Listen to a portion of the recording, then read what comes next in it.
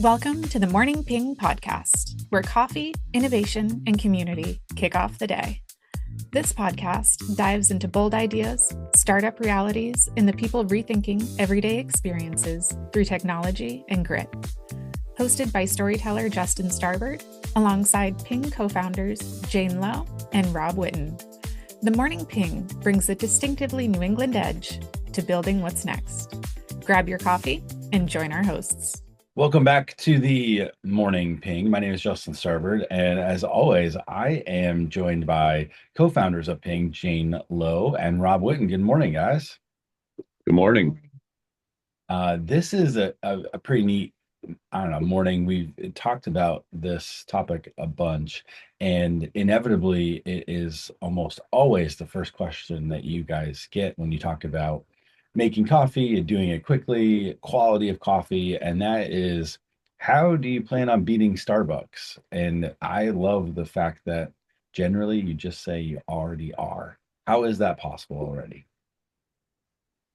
I think one of the cool things for us when we need a little pick-me-up or something like that is we sit down and we watch our customer reaction videos. And I tell you what, that is like our little treasure trove of why Ping works and why why people want Ping, because I highly doubt that anyone from Starbucks is, having that kind of reaction, picking up their daily cup of ambition, right? So that I think is the huge difference that we see between us and a Starbucks is we're not just trying to get something out there and trying to kind of rest on our laurels.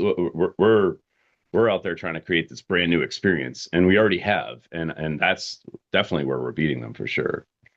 I think it's important to also take a look at their current strategy today, which, they could change in the future, but their new CEO, Brian Nichols, has really pulled back from the drive-thru, which is our main format, because that's where the volume is. But for them, they simplified their menu through the drive-thru. They shut down all of their to-go and express stores. They're really not focused as much on speed and convenience. Yes, to a certain extent, for the in-person sort of experience, they're going back to that third place vibe. But yeah, so they're really pulling back from the drive-thru, and I think that leaves us a lot of room. And the other thing is, we talk about this a lot, QSRs, quick service restaurants, coffee chains, they experience 30% line bulk. That's when people see a long line and leave. So that's literally 30% of people who can't be bothered to wait for our Starbucks drink. So I think it's telling, because that's what we're going to capture. Those 30% of people, which is a very sizable amount of the market, given that Starbucks is 50% of the coffee shop industry. It's a sizable market for us to address. So that's kind of what we mean by beating Starbucks is these are customers that Starbucks is not servicing today. Yeah. So you don't mean that you're beating the company out of the gate, you're beating the customer experience. Yeah, well, most people think, beating Starbucks means you have more revenue or more stores or more brand recognition. And, when you go to buy a cup of coffee in the morning, you don't care how well known the brand is, or how beautiful the store is. You don't want to pay for that, right? You just want your cup of Joe, and you want to get on with your day, right? You want just a nice, smooth experience, and that's what we're providing. That Starbucks has just kind of I think they lost the beat on it. There's that one quote from Brian Nichols, right? It says, the mobile orders are, what is it? Chipping away at the soul of Starbucks. They're actually complaining about having too many orders, right? And so they're trying to throttle them back, with increasing prices and, pushing people into the store. But our approach is we're going to try to figure out how we can make every order a great experience, no matter how many orders there are. And I think that's just a very different approach. Yeah, and I think the other thing is Starbucks, still a great brand, and brand does have a place, or it does play into coffee choice. However, what's even more important for people is often location. What's the closest thing to me? How soon can I get the caffeine in my system? Because we've done a lot of customer research and just talk to customers where, in the morning they'll go to a Starbucks, that's the closest to their house. if the line is too long, they'll go to the next thing, which is a Dunkin'. If that line is too long, they'll go to like the gas station or Wendy's. Like they just go down the line. So you can see that brand doesn't necessarily play as much of a role there when the core thing they're looking for is that speed and convenience. Um, so I think that's something we have as an advantage is just like uh, our whole entire strategy is to scale and to have thousands of pods across the nation. And No. that would allow us to be on every street corner that people want to have coffee on, and really capture all that volume. You make a great point too that Starbucks is trying to drive traffic into the store. They're trying to create an experience inside the store.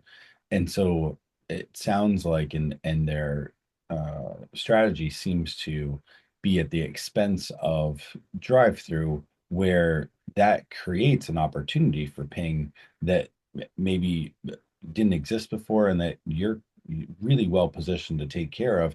And one thing I continue to hear from you is how important that customer experience is in the drive-through. So, yeah, Starbucks can, Rob, to your point, have these beautiful locations or, have a lot of space, but that's not what you're going for. But you are looking for that experience. So it is memorable. So they are, going to be allegiant to your brand. Yeah. And then you think about the product assortment, right? Like we like to keep a pulse on just listening to customers and figuring out where they are with other brands. And like a lot of people are starting to think of Starbucks as a dessert shop, like Starbucks and Dutch Bros. They're having a race as to who can deliver the most sugar-filled drink. Yeah. Like Dutch Bros Yeah. has, like, I think they have drinks that are like have 186 grams of sugar. And then, like, so we're not really playing into that as much. Like, we are giving you delicious, amazing, high quality classics that are like custom to you and like barista quality, like really premium, but at a reasonable price. And that's also sort of a strategy we've taken on Yeah. as well. Not to say we can't make wonderful seasonal trendy drinks as well. Like our caramel apple latte was our high seller. That But is a popular one. Yeah. it Oh, is a yeah. very popular Yeah. one that people still ask for today. But yeah, there's plenty of opportunity to differentiate from Starbucks and other coffee chains through product assortment as well. Yeah. So let's talk a little bit about what is actually broken within the drive-through. So we've talked about, seeing lines and 30% of businesses potentially lost to a brand because they have too many people in that line and the expectation is that the last person driving up is not going to have that same experience. So from your perspective, what is broken that maybe the big guys don't want to admit? Yeah, I mean, when you look at drive-throughs and the way they operate, they haven't fundamentally changed in 70 years, right? With the traditional drive-through, since the two-way speaker was added in the 50s, right? They can add a couple of nice menu boards or put another lane in with another two-way speaker, but it's basically the same thing. You drive up, you order. If somebody has a really complex order in front of you, you're all going to have to wait, and the line just gets longer and longer, right? So for us, we took that experience apart and put it back together again in a way that could, make sure people, get through as quickly as possible, get the best possible, drink they can. When we first did our initial pilot, we had the experience with the app and the sensors and everything, but we were inside trying to make these drinks, and I tell you, when you have a manual process in your fulfillment chain, it's very difficult and it's very, very stressful for the people trying to do it. It was tough, even for us, like as owners of the company trying to do that. It was extremely hard, and I can't imagine trying to do this on a large scale and still be able to provide that level of experience. But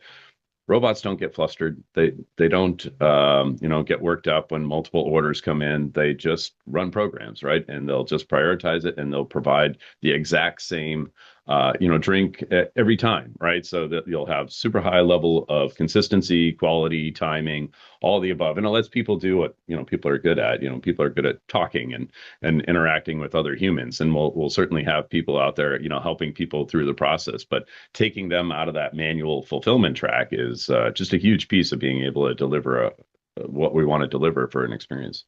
Yeah, it's not like certain quick QSRs aren't trying to integrate automation or technology. McDonald's tried it with voice ordering because, when you speak to an intercom, it's like a speaker, and they take your order. That's where a lot of order inaccuracies take place because they can't hear you that well, especially if you have music going on. So McDonald's is really trying to solve for that.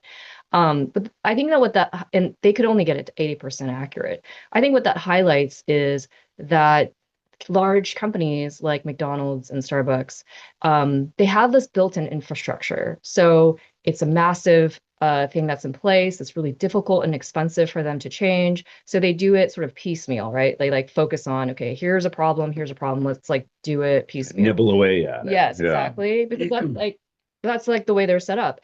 But for us, when we thought about paying, we sat down and we were like, let's map out the end-to-end customer journey and then like just change everything about it. Get rid of anything that doesn't work, that's standing in the way of impeding speed and progress. And I think that allows us to work faster and to create the best customer experience because we don't have to contend with a lot of existing infrastructure. Um, so yeah, I think that's a large part of Yeah, yeah, and making some choices of not pleasing everybody, right? Yeah. Not everybody loves ordering on an app. Yeah. Okay, well, there's still a Starbucks, there's still a Dunkin's. You can still have that, third place type experience. I don't think we'll ever, replace that with Ping. But we're for the people that don't have a lot of time and they are willing to use the app and willing to, drive to a pod. And yeah, that's us, right? Yeah. So, and I think there's a lot of us. Yeah, but even thinking about the mobile app, yes, it does. There are people who want to order in person, but we try to make that mobile app experience also as frictionless as possible. So today, like in a Starbucks app, you have to, like we tried this ourselves, like 13 clicks to get to the drink that we wanted. That You was have to just take the something. door. Yeah, And you the haven't been there before, location. yeah. Oh, it's a whole thing. And he was just ordering a favorite. So for us, we thought about that. I was trying to do that while driving too. It's pretty bad actually. I shouldn't do that again. Yeah, I Yeah. mean, for us, it's like regionally at every pod, you're gonna have a similar menu so that you can drive to any pod you want and pick up. Like you don't have to pick a pod. And that is something that we wanted to do for the customer so their experience is even better because, we should cater to them. But then we thought about like just how fast can you get to ordering a favorite? So for us, it's 2 clicks. Like you can order a favorite in 2 clicks. What we found is that we then capture, boomers and more multi-generational people who love that speed and convenience. All they have to do is they learn the buttons to push, and they can push and like Well, they order. hand you their phone and say, "Here, set it up," Yeah. and then they click the button and they come through and they think it's great. They're like, "Ah, I don't have to think about this." Their grandkids set it up, Yeah, and like forever afterwards, they never think about it again. They don't even have to pull out their phone again. So, yeah, so we're still thinking about how, like, if we are only mobile app, how we can still make that experience easy for the most amount of people. yeah. Adapt it to everybody so that it's just easy for everybody to use and very intuitive. And at some point, you just don't even have to think about it. You just drive to a pod and you grab what your morning thing is, and that's just so much easier. Yeah. Well, that and you have the assistants that you're talking about, where you have people on site, and because it's such a rapidly moving line, then they're able to, to help in a way where, it actually makes that service more frictionless. One of the things I was thinking about is, Starbucks is also one of the largest banks in the world Mhm. because of how you preload their money onto your app, etc., to make purchases, and that has truly made a huge impact on the quick service restaurants, and how easy it is to actually have something ordered. What are you doing to solve that part? I mean, yeah, so to give that context, it's like they sell so many gift cards and they have people preload so much that I think that's like $1 billion of unspent cash they have in reserve. And not everybody uses all of it every year. So at some point, they're like the seventh largest bank in the US. Yeah, well, it's Because the of gift that. cards too. The gift Yeah. cards that are given and never get loaded into an app, and then they're able to kind of reclaim the deadwood, so to speak. And so, that's something that it is interesting when you're more profitable as a bank than you are as a coffee shop. I think that, also speaks a little bit to, the priorities, I mean, of a it's company as well. the reason that like a lot of companies have you front load on an app is that because of the POS fees. We're going to Mm, have the same fees. And so we're going to try to encourage that as well because it really is like detrimental to a company's bottom line. But um in terms of we want you to spend your money if you get a gift card here. Like it's yeah. just going to be so easy and so accessible. We're not trying to scoop it into, Yeah. our bottom line. We're trying to make sure that you actually get what you're looking for. So, Yeah. yeah, it's definitely a different approach. Yeah, I mean, and I don't think it's a negative what Starbucks does because it does contribute to, their ease, part of their ease of use, despite maybe the 13 clicks for a favorite. At the end of the day, it also gives, an opportunity to earn interest on that and those sorts of things. So I always find that part interesting because, you know, in Maine, for example, though, gift cards don't expire. So yeah, they have to honor them for like yeah, it's a Yeah. personal side note, won several claims because the gift card in the state of Maine cannot expire. But Mhm. anyway, Nice. so that's a reference for when you guys move pods, north. So Yeah. I love how you guys are continuing to show innovation and share progress across the entire customer experience. And I think one of the things that we've talked about is you're removing the chaos from the morning and making this part of a more efficient trek to work or to school or to run errands. And I think that that is such a unique place to be, that it is also a differentiator beyond the unique customer experience that you're creating for your customers. So how are you going to continue to push yourselves from that customer experience perspective, so that you're always looking to make that clock go quicker to make that next drink? There is no shortage of. Oh yeah. The hardest thing is like picking what we want to do next, right? Because there's just such an amazingly fun and cool roadmap of, future customer features that, and if we sat here and thought long enough together, you could probably add 5 or 10 things to that list. Yeah. And so, but first we're getting the basics down, make sure you can drive up, grab and go. But we're also putting in, just a lot of redundancies into our system. So, we have a sensor system that exists, but also we're looking for ways that, let's say you don't have a great signal coming into the pod, and so therefore your app doesn't work quite the same way. So how we can make sure that no matter what kind of signal you have, what kind of service you have, that's always super consistent, and offering more features so that you have more things. So we're starting with drinks, but eventually we want to add food and convenience items and that sort of thing as well. So yeah, just continuing to grow, right down to like what your label looks like and the sounds and everything when you pick it up. We can really tailor this experience to every single customer. It's a programmed, perfectly executed experience every Yeah. time. And I think there's plenty of opportunity to use AI to personalize. I know like everyone's always talking about AI, blah, blah, blah, but we do think in this case there are opportunities there. We also think about features that contribute to a more safe experience, which is voice ordering, for example. So, I mean, if you're driving and you want to order, we don't want people looking down at their phones. So that's an integration or development of a feature that would be great. Hey Siri, order my usual ping. Yeah. Like Yep. it could be that easy. Oh, Yeah, it could be that easy. I And just cut then off my Siri. Hang on. things like delivery. Like we know high school kids like to have Dunkins and Starbucks delivered to them at lunch, right? So like that's also something because you don't Yeah, have to actually drive through, like you get it delivered. And we're yeah. so fast, fits within your lunch frame. Anyway, so there's plenty of plenty of places to continue to expand on that customer experience. One thing that you've done so well, thinking about the customer experience and what you've done for validation in the tests that you've done, is created repeat users, which is something that, of course, Dunkin' and Starbucks are always striving for. Whether that's the birthday club or whatever special occasion it is. What do you attribute that to, and how is what you're doing to create that repeatability something that will ultimately disrupt this space?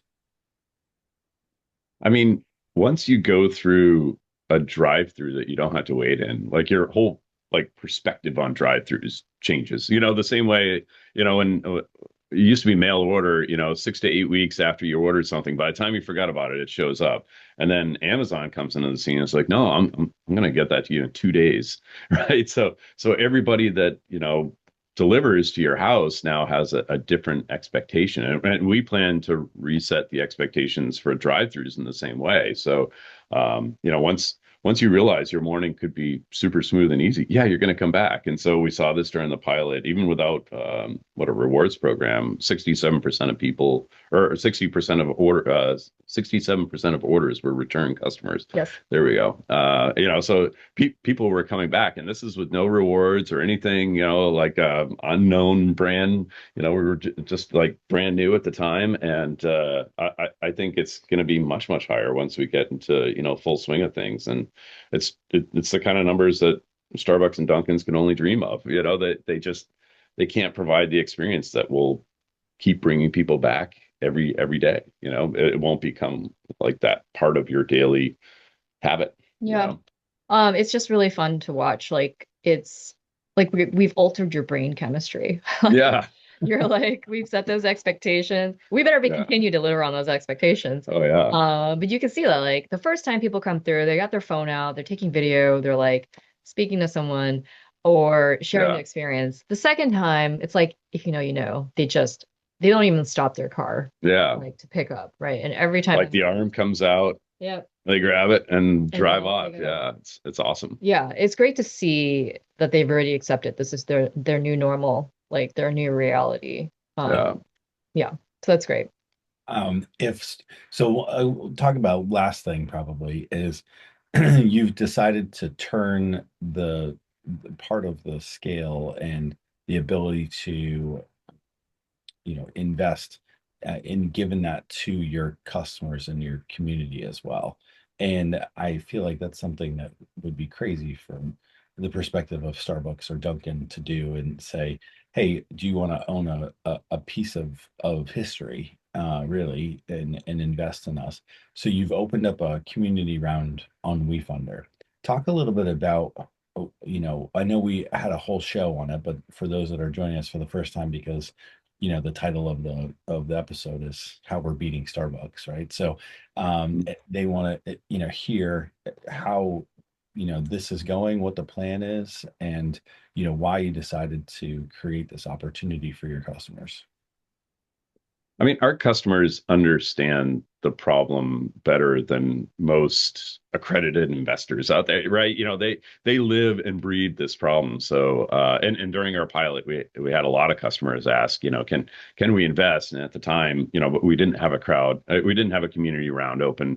We had to say, well, are you accredited? Are you wealthy enough to invest in Ping? Which feels so wrong to say, right? So we're really excited to give our customers the opportunity to be part of it. And, customers and investors, the best customers are investors and the best investors are customers, right? So it works out extremely well for us to have that, level of support and also everything that they want as a feature now is a way for them to, be part of something bigger, right? So, them giving us that feedback and we can incorporate it into design. Now they feel like they can have ownership of that, right? They can be a big part of not only experiencing Ping, but helping to create Ping, to bring it to the next level.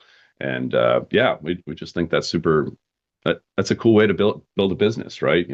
From the people for the people sort of thing. Yeah, we've had multiple pilot customers come back and invest not insignificant amounts into our crowdfunding. And we're so grateful. And I also think it validates what we're trying to build. So it's been crowdfunding has been good. We're like a consumer facing company, so it makes sense. Yeah, we have kick-ass investors, right? Because they're in there, they're trying the product, they're Yeah. helping us, figure out how to make it better. A lot of them are, what we call smart money, where they come in and they also have, ideas on how to make it better, or add value in different ways. They could be an electrician, they could be the guy that happens to have a plow in his truck and plows me out. If we get a foot of snow, like it really takes a village to build like a small startup like this. And so, having that level of support at, kind of all, levels is amazing. And that's how you build something great. All right. So if a lifelong Starbucks or Dunkin' customer drives through, what's their moment where they're like, oh, this is it? It's when as they're driving up, that window just opens and their order is there, and we're like, that's it? That's mine? That oh, cool. Yeah. Like it's just huge shift of like, it's a little bit magical. It's very awesome, and they get exactly what they want, and then they take a sip and they're like, oh, this is amazing. This whole thing is great. Those and seeing that on the customer reaction videos is the best. Like that's how we know we're beating Starbucks is, Yeah. There's they're always, yeah. they're not able to do that, and we are. So You can see in the videos. It's like because we have security cameras, but we can see them. Not in a yeah. creepy way, of course, just to make sure everything's going right. Yeah. But we can see there's a moment of confusion. They drive up and they're like, and the window opens and presents their drink. And I don't think that when we engineered those windows, we didn't really understand the wow factor of it. Like Yeah. it adjusts to the Yeah. height of your car window, so it's an easy grab, but then it like opens. And like that's the opening where people are like, okay, then they're like starting to understand, and they're like, is that my drink? Yeah, Is that we present your drink, it's yeah. nicely lit and it's, on this tray and it just gets presented. Yeah, they And don't have to talk to anyone, they don't have to do yeah, anything. And I think that that's the moment where like it's a wow. It's like yeah, a, oh my gosh, is that literally it? We get that all the time. So yeah, yeah, confusion, then wow. yeah. I love it. Well, thank you guys so much for joining me on this episode. This has been such a fun journey so far, and I can't wait to get people's reactions that to the show, to hear what it is that you're actually solving for, and then see the results and having them follow us in the community round. And then when you open the pods as well, those are coming to you. So much to look forward to. Yeah. Yeah, Awesome. so much potential. Yeah, it's Very exciting. It's awesome to be here where we are right now. It's great. Well, on behalf of my guests today, Jane Lowe and Rob Whitten, you've been listening to The Morning Ping. Until next time.